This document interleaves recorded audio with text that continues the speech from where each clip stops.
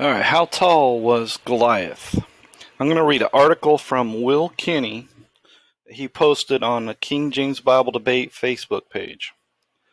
How tall was the giant Goliath? In Samuel 17 verse 4, the Hebrew text tells us that the height of Goliath was 6 cubits and a span, which would make him about 9 feet 9 inches tall. That indeed is a giant. And Goliath is referred to 4 times as the giant in 2 Samuel 21:15 through 21. However, some copies of the so-called Greek Septuagint, LXX, tell us that the Goliath was a mere 4 cubits and a span, which would make him only 6 feet 9 inches tall, which would hardly be much among NBA players today. King Saul himself was head and shoulders taller than the other Israelites, and yet he was afraid of this giant. If he were only 6 feet 9 inches, this would not make much sense.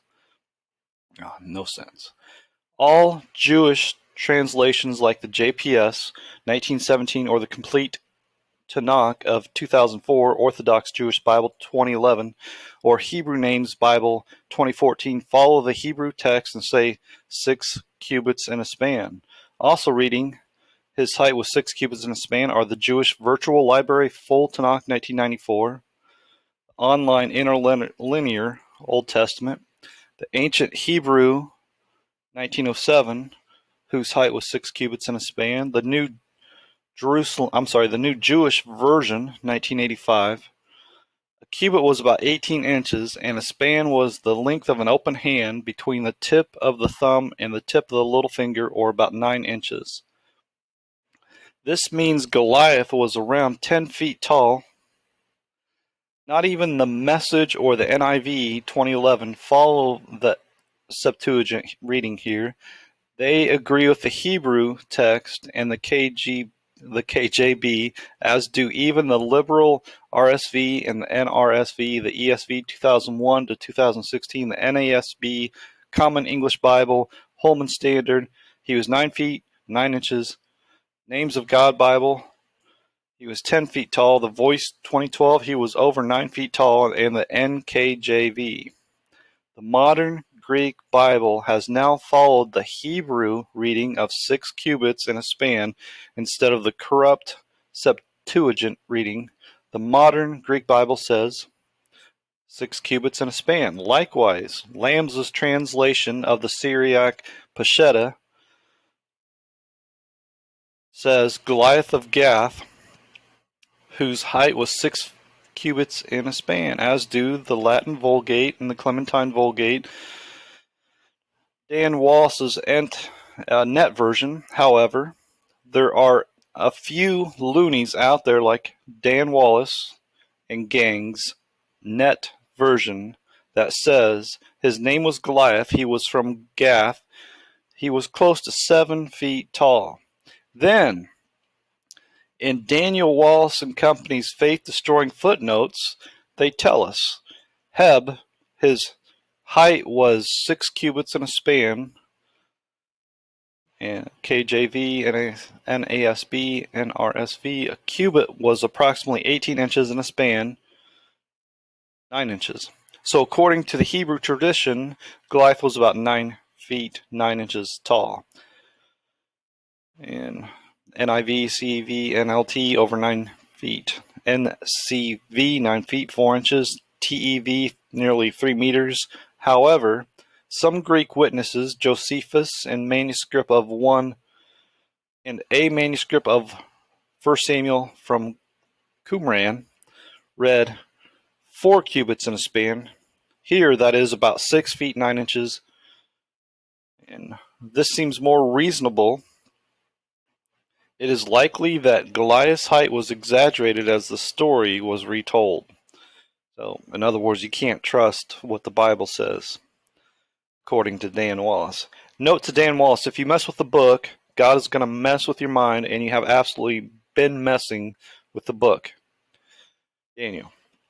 the Dead Sea Scrolls. Actually, the so-called 1 Samuel Qumran manuscript is more confusing than what Dan Wallace tells us. I have a copy of the Dead Sea Scrolls, says Will. I don't, personally. I have a copy of the Dead Sea Scroll Bible, translated and with commentary by Martin Abegg Jr., Peter Flint, and Eugene Ulrich, 1999.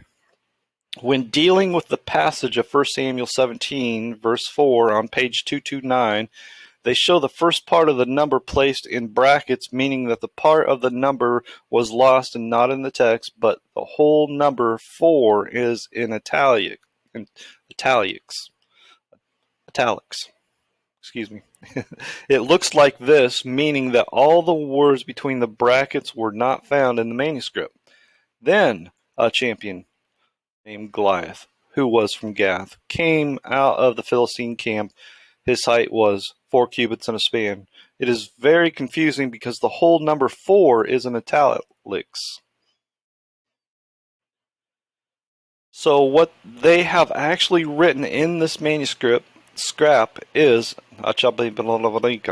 pretty conclusive, huh? Then, on top of all this, they footnote telling us that the number 4 is from the 4Q Sam manuscript in some Septuagint copies, but that other Septuagint copies read 5 and other copies read 6, along with the Hebrew Masoretic texts. So they know of 3 different readings taking from 3 different LXX manuscripts. Some say 4, others 5, and others still 6. Also be noted is that there was very little of 1 Samuel chapter 17 that was found remaining in the Dead Sea Scrolls. There are no verses 1 and 2. Then they have fragmentary readings for verses 3 through 6 and nothing from verses 7 to 58. Yet, on the basis of this flimsy, contradictory evidence, renowned scholars like Dan Wallace and the people behind the ISV critical text. Okay, first of all, let's look at the NAT. Just so you know I'm not making this up. NET, then a champion came out of the camp of the Philistines. His name was Goliath. He was from Gath. He was close to 7 feet tall. Now let's look at the ISV. Champion named Goliath from Gath came out of the Philistine camp. He was 4 cubits and a span. Behind the ISV critical text version and some Catholic versions would change the Hebrew reading and would make the giant Goliath to be no taller than King Saul was himself, who was deathly afraid of this giant before him who challenged his entire army. There are also a few other perverted Bible versions besides Wallace's net version, like the new ISV, International Standard Version, that says a champion named Goliath came out of the Philistine camp. He was 6.5 feet tall. Jeez, that's not tall. It is tall, but not that tall. Not a giant, right? The Catholic connection.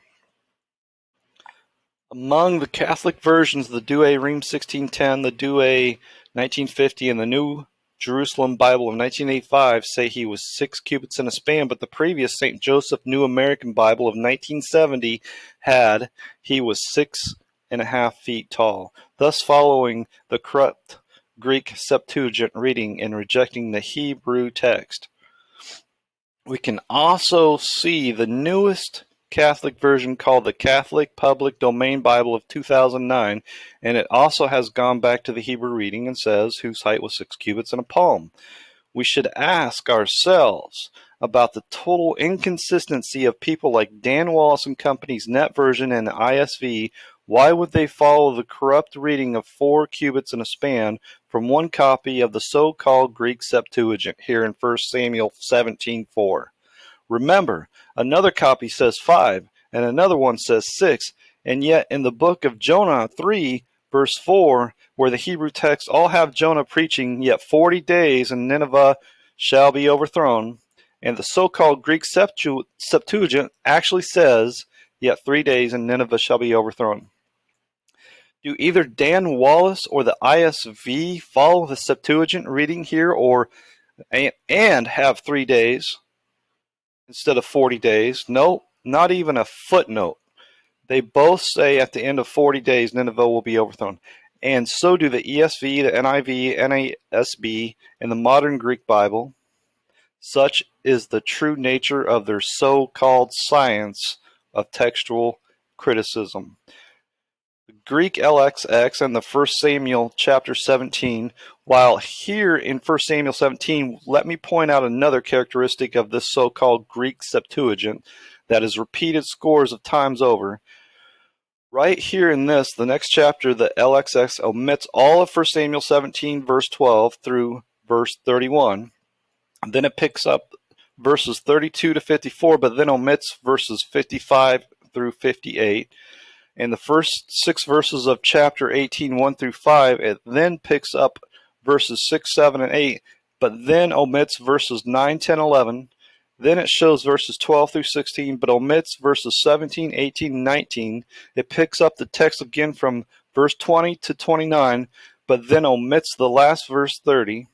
So just in these 2 chapters of 1 Samuel 17 and 18, the Septuagint version omits 37 entire verses that are found in the Hebrew text, and that's just in 2 chapters, right? Then in other parts of the LXX adds literally hundreds of words that are not found in any Hebrew text at all. If this thing is the best we can hope for in a good Greek translation of the Old Testament, then we are in a world of hurt. Get yourself a King James Holy Bible and stick to it.